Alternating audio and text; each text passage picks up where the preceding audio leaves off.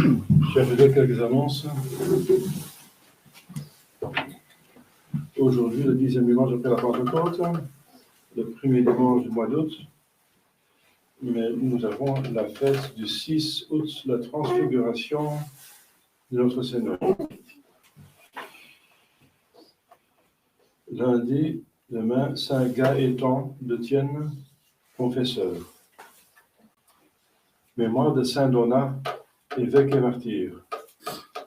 Mardi, 8 août, c'est la fête du patron des prêtres, Saint Jean-Marie Vianney, le curé d'Ars, avec la mémoire des saints syriaques et ses compagnons martyrs. Mercredi, vigile de Saint-Laurent, martyr. C'est un des premiers martyrs. C'est le premier martyr, il me semble, de l'Église catholique occidentale. À Lorient, il y avait déjà Saint-Étienne. C'est le premier martyr, absolument. Ce sont deux diacres. Mémoire de Saint-Romain, martyr. Jeudi, Saint-Laurent, diacre et martyr. Donc, c'est la fête de Saint-Laurent lui-même à ce moment-là. Donc, c'est encore une fête qui a une vigile. Vendredi de la Férie, avec la mémoire de Saint Tiburce et Suzanne, martyr. En certains lieux, Sainte Philomène, vierge et martyr. Samedi, Sainte Claire d'Assise, vierge. Dimanche prochain, le 11e dimanche après la Pentecôte. Alors, il y aura une retraite pour francophones hommes après Noël. On sera mieux installé et on aura plus de temps pour...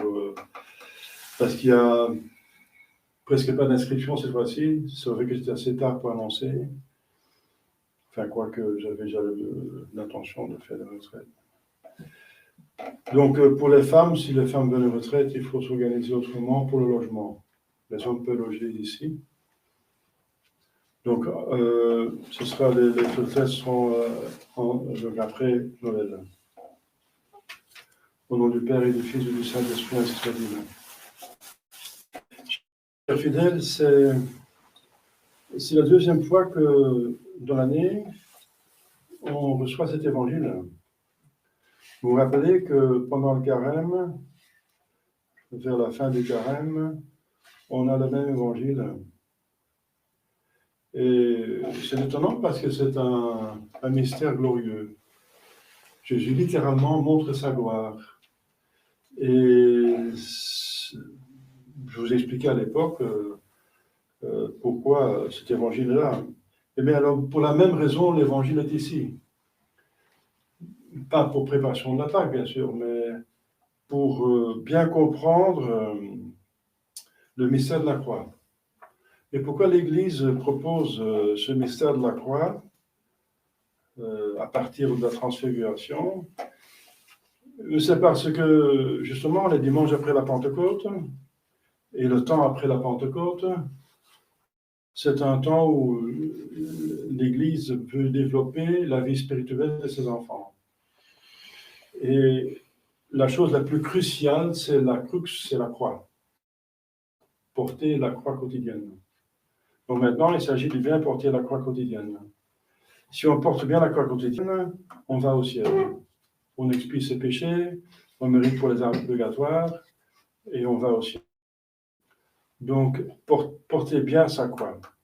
Mais porter bien sa croix, il faut savoir pourquoi il faut la porter. Et là, on revient à l'évangile de Jésus. Dans la transfiguration, notre Seigneur, 6 jours avant de mourir et qu'il va subir sa passion, et les apôtres vont être scandalisés, il montre aux apôtres qu'il est Dieu. Que cette personne devant eux, c'est une personne humaine, enfin, dans une nature humaine, mais ce n'est pas une personne humaine. Et cette nature humaine est animée par une divine. La personne est divine, qui a une nature divine de toute éternité. Donc Jésus se montre, comme vous savez, Jésus se montre comme il est. Il est Dieu. Il montre, il ne cache plus sa divinité. Et ce que les gens, les fidèles, ne savent pas assez clairement, mais j'ai mentionné ça une fois, Jésus est donc conçu dans un corps glorieux. Parce qu'un corps normal comme le nôtre, enfin normal, est-ce que c'est normal des péchés? C'est pas normal des péchés. C'est un corps qui descend des pécheurs, Adam et Ève. Donc un corps naturel qui en plus a donc la tâche de péché originel. Et dans ce corps, comme dit l'Écriture sainte, on ne peut pas voir Dieu. Les Israélites le savaient très bien. Ils disaient, Moïse, allez-vous sur la montagne du Sinaï? Nous, on ne veut pas voir Dieu parce que si on voit Dieu, on va mourir. Et lui, enfin, c'est un saint qui pensait qu'il ne pouvait pas voir Dieu, mais même lui, il n'a pas vu Dieu de face en face. Il n'a pas vu de face à face. Il ne peut pas, c'est pas possible dans ce corps mortel, justement, donc de pécheur, qui n'a pas la gloire, même s'il a la grâce, on reçoit la grâce au baptême, on ne peut pas voir Dieu comme il est. C'est trop fort. Notre physionomie n'est pas capable de retenir l'homme qui voit Dieu. Façon de parler, le corps va éclater, quoi. Les ponts, il n'est pas capable de contenir, c'est trop fort. Mais Jésus, bien sûr, il n'avait pas le péché originel, mais puisqu'il voit Dieu, puisqu'il est Dieu, c'est évident, il est Dieu, donc il se voit soi-même. Donc il a la vision béatifique, et avoir la vision béatifique, c'est être dans la gloire. C'est la définition d'être dans la gloire, c'est voir Dieu. Donc il voyait Dieu, donc il a forcément une âme glorieuse, qui était dans un corps qui pouvait se porter, donc forcément un corps glorieux. Comme il a montré sa gloire après sa résurrection. Il est resté glorieux. Mais là, il a montré, il était glorieux. Mais la différence entre la gloire qu'il a montrée après sa résurrection et la gloire qu'il a montrée sur le mont Tabor, c'est que après sa résurrection, il avait encore une gloire de plus, si c'est possible. Ça veut dire les mérites de la croix. Il avait mérité le rachat du monde entier, donc il avait la gloire il a gardé ses plaies comme des preuves de son amour, et il avait plus son corps, son âme avait plus de gloire par les mérites. Mais il était déjà glorieux de sa conception, parce qu'il est Dieu. Il est Dieu. Mais il cachait. La Sainte Vierge n'était pas glorieuse. Elle n'avait pas la vision béatifique, elle avait la foi, comme tout homme. Mais Jésus avait la vision béatifique, ça veut dire qu'il voit Dieu en tant qu'esprit. Et donc c'est l'âme qui voit un esprit qui voit un esprit. Et pour ça, il faut quelque chose de spécial, un don spécial qu'on va recevoir pour ceux qui vont aller au ciel. Ça s'appelle le don de la vision béatifique. C'est quelque chose qui est surajouté à l'intelligence pour pouvoir penser Dieu comme Dieu se pense soi-même. Donc, participer à la Sainte Trinité. Mais aussi jouir de Dieu, ça va ensemble. On participe au Père et au Fils, on participe au Saint-Esprit. C'est la jouissance de Dieu, c'est l'amour de Dieu. C'est ça la jouissance du ciel. Donc Jésus a fait ça, comme je vous ai expliqué. Je vais rappeler les raisons que j'ai données à l'époque. C'est que les apôtres, justement, il en prend trois. Pierre, parce que ça devait être le pape. Il est déjà désigné comme pape. Il va recevoir les pouvoirs plus tard. Paix mes agneaux, paix mes brebis, etc. Jacques le majeur, parce que ce serait le premier apôtre martyr.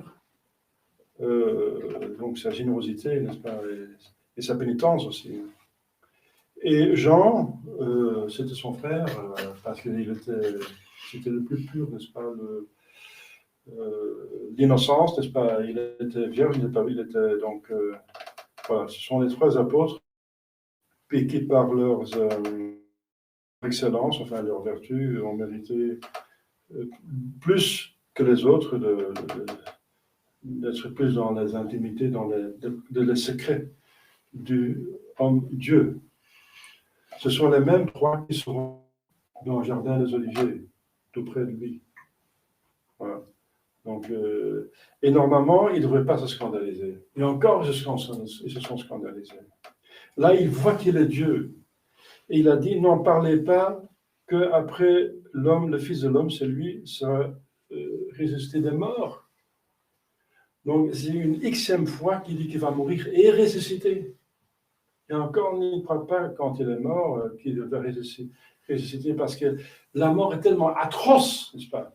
La passion tellement terrible qu'il pense que tout est fichu, n'est-ce pas? C'est une passion terrible parce que Dieu voulait aller jusqu'au bout pour montrer son amour pour nous. Et là, ça les a traumatisés jusqu'à ce point qu'ils ont oublié les promesses de Dieu. Ils ont vu Dieu. C'est dans l'épître d'aujourd'hui que Saint Pierre lui dit, oui, on a vu sa gloire sur la Sainte Montagne, on a vu sa gloire, le Fils de Dieu. Et Saint Jean, on va lire l'évangile à la fin de la messe, dit aussi, on a vu sa gloire comme l'unique unigenity, l'unique Fils du Père, Dieu, on a vu sa gloire. Saint Jean en atteste, et Saint Pierre atteste. Ils ont vu sa gloire. Ils ont vu sa divinité qui, enfin indirectement, à travers de son humanité, son visage commençait à briller et ses vêtements devenaient blancs comme la neige. Donc, en plus, ils ont vu apparaître Moïse dans un corps figuré, n'est-ce pas, comme si les anges apparaissent, comme l'archange Gabriel est apparu à Sainte Vierge Marie en forme d'un jeune homme. Donc, il prend un corps apparent, n'est-ce pas? Et Élie est dans son corps vrai parce qu'il est monté au ciel, enfin pas au ciel, mais enfin un des cieux. Là, on ne voit pas Dieu, justement. Il est probablement dans le paradis terrestre. En attendant la fin des temps, il va revenir, comme vous savez, il va revenir. C'est un des deux témoins qui vont témoigner contre l'Antichrist. Alors, Élie dans son vrai corps, et Moïse dans un corps apparent. Et voilà. Et pourquoi Élise et Moïse? Parce que Moïse, c'est le plus grand précepteur, le plus grand, celui qui a donné la loi, n'est-ce pas? Et Élise, c'est le plus grand prophète, celui qui a béni Jésus-Christ. Et il parle justement de sa passion avec Jésus, parce qu'ils entendent parler, il parle de la passion. C'est curieux que Jésus, lorsqu'il est glorieux, il montre sa gloire, il parle de la passion. Justement, je vais y venir. Donc, il parle de la passion, et le but, c'est justement d'expliquer la croix, pour que la croix ne soit pas un scandale. Que c'est un moyen pour obtenir la gloire pour les hommes, pour remettre le péché, pour payer la dette, pour que la gloire soit ouverte, accessible aux hommes. Donc ici, il montre le but de la croix que Jésus va subir en notre place, mais aussi nous devons apporter notre partie. Ce n'est pas convenable que Jésus prenne tout. Il faut que nous méritions quand même quelque chose, un minimum. Et c'est notre gloire quotidienne. Notre gloire quotidienne. Donc Jésus montre sa gloire pour montrer que ce sera notre gloire également, la gloire des saints, les saints qui sont dans la gloire. Et que même si on va voir une passion atroce, il est Dieu. Il est Dieu. C'était tellement fort qu'ils l'ont oublié. Justement, pour apprécier, pour ne pas se scandaliser il y a un chemin de croix ici, pour ne pas se scandaliser de la souffrance de Jésus-Christ, il faut toujours essayer de ne pas oublier que cette personne est divine, que cette personne qui souffre, c'est la personne divine qui souffre, dans son humanité, bien sûr. Et vous pouvez dire, oui, mais il est dans la gloire, il est glorieux, il a la vision béatifique, donc il est bien heureux, comment peut-il souffrir? Eh bien, justement, il a dit clairement sur la croix, mon Dieu, pourquoi vous m'avez délaissé? Mais bien sûr, Dieu n'a pas quitté en tant qu'être, parce qu'il est Dieu. Mais en tant que consolateur, il n'avait plus cette consolation céleste. Il a arrêté les conséquences de la gloire, de la vision béatifique. Il a arrêté la consolation qu'il avait dans l'âme pour pouvoir souffrir. Sinon, on ne pouvait pas souffrir. Si on jouit les bonheurs du ciel, on peut vous martyriser, vous ne rien. C'est plus fort que toute souffrance sur terre. Donc alors, sa passion serait apparente, il n'aurait pas souffert. Mais Jésus voulait vraiment souffrir. Il fallait payer la dette. On ne paye pas la dette avec le plaisir, mais avec un sacrifice. Un sacrifice qui fait mal, n'est-ce pas, qui coûte quelque chose. C'est beaucoup. Eh bien, donc, c'est pour ça que Jésus, par intervention divine, il a arrêté la redondance, n'est-ce pas, de cette vision béatifique sur son âme et son corps. Et là, il pouvait souffrir. Il a souffert. Donc, c'est très important, cette expression de Jésus-Christ, quand il dit « Mon Dieu, pourquoi vous m'avez délaissé ?» C'est un psaume qu'il récite et qui exprime ce qu'il vit. Voilà. Alors, Jésus, donc, montre sa gloire aux apôtres et à nous, à partir de l'Évangile. Par la foi, nous acceptons cela, pour nous motiver, pour expliquer pourquoi souffrir. Donc, ici sur terre, la gloire est en vue de bien supporter la croix. Mais à son tour, la croix, c'est pour la gloire. La croix, ce n'est pas un but en soi. La souffrance, ce n'est pas un but, c'est un moyen pour mériter la gloire. Et la gloire, c'est la fin finale, c'est l'éternité. Donc, le but éternel, c'est la gloire. Voilà. Mais ici sur terre, s'il y a la gloire, si on a par exemple une consolation dans l'âme, c'est pour être plus fort, pour supporter mieux la croix après. C'est comme Jésus-Christ dit, il ne faut pas mettre des tentes ici, on ne va pas s'installer ici. Il faut redescendre dans la vallée, je vais aller à la croix, il faut redescendre, il faut aller dans le monde, il faut de nouveau continuer à mériter, à souffrir, à supporter la croix. Voilà, cher fidèle. Donc, pour bien supporter la croix, c'est ça le but, n'est-ce pas, de cet évangile, bien porter la croix qui est fondamentale, c'est crucial, c'est essentiel dans la vie spirituelle, c'est la chose la plus importante, il ne faut pas la traîner, il faut la porter. Et si on voit on conçoit le but, comme dit saint François, il est saint, alors la plus grande croix, je la porte avec plaisir, quand je vois à quoi ça va servir, ce que je vais mériter, n'est-ce pas? Voilà, chers fidèles, une grande motivation. Aussi, n'oubliez pas de méditer sur la gloire. Méditer sur le ciel. Alors, c'est difficile parce qu'on ne peut pas s'imaginer le ciel, parce que le ciel, c'est une âme, c'est un esprit qui voit Dieu qui est un esprit. Alors, comment imaginer un esprit? C'est invisible, insensible. Alors, pour le sens, pour la matière, pour le corps, c'est insensible. Mais l'âme, elle a ses sentiments aussi, hein, donc spirituels. Donc, voilà, comment sentir? Eh bien, voilà, je viens de dire à quelqu'un, n'est-ce pas, eh bien, est-ce que Dieu est heureux? Bien sûr, Dieu n'est pas seulement heureux, Dieu est bonheur. Dieu est le bonheur. Alors, si c'est trop difficile d'imaginer le bonheur de Dieu puisqu'il est infini, est-ce que les saints sont heureux dans le ciel? Et bien sûr, ils sont heureux. Vous savez qu'ils sont heureux. Eh bien, ce n'est qu'une participation au bonheur de Dieu. Et c'est selon leur mérite. Eh bien, essayez d'imaginer le bonheur des âmes et des corps, parce qu'il y a déjà quelques corps, la Sainte Vierge Marie et probablement Saint Joseph, qui sont dans les âmes surtout. Essayez d'imaginer le bonheur qu'ont les saints dans le ciel.